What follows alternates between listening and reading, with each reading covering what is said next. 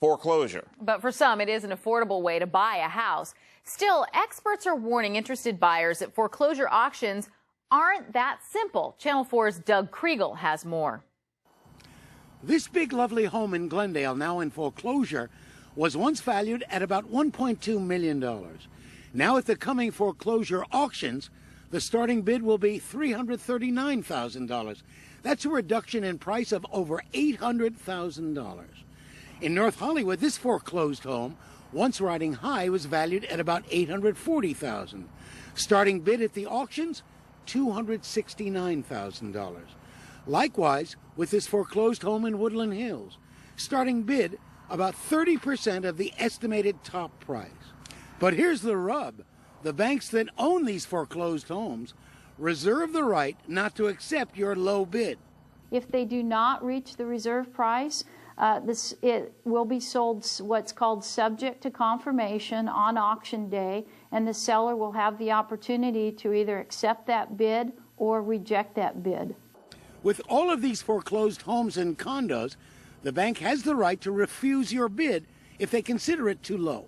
I think it's very unfair because somebody has to do their due diligence. They give you a time period to go and inspect the house. So you spend your time and effort, you go and try and inspect the house. You make a bid on it, and then they tell you that they won't accept your bid because it isn't the reserve price.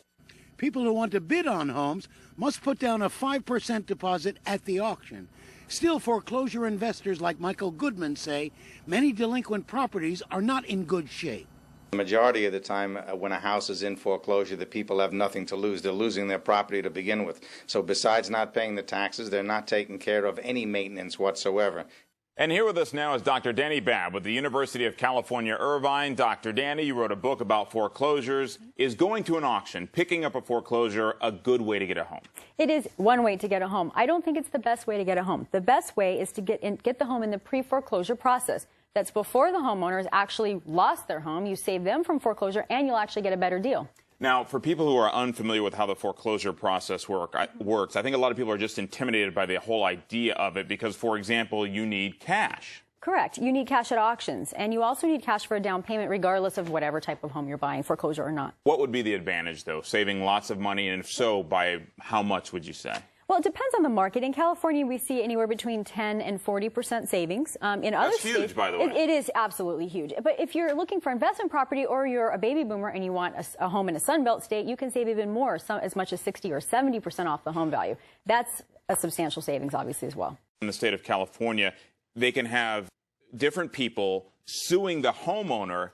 And thus, when you go to buy the house, not only do you get the house, but you get all of the liens that are against the house. That's right. And it's so important that people do their research. If you need to use a site like RealtyTrack, the one that we have on our website, and it's the one that we partnered with because they provide the most amount of information. You can do a title search also with the county. And just call up the county assessor's office and ask them if they have any outstanding liens against the property. You can find out pretty quickly. If there are, what does that mean? Stay away from the property? Not necessarily. If it's a small mechanic's lien for, say, $4,000 for a brand new air conditioner, it may still be worth buying if you're saving $200,000. So you really have to weigh the risks versus the benefits. Okay, let's say you're getting ready to get into the home market and you think foreclosure is the way to go. Sure.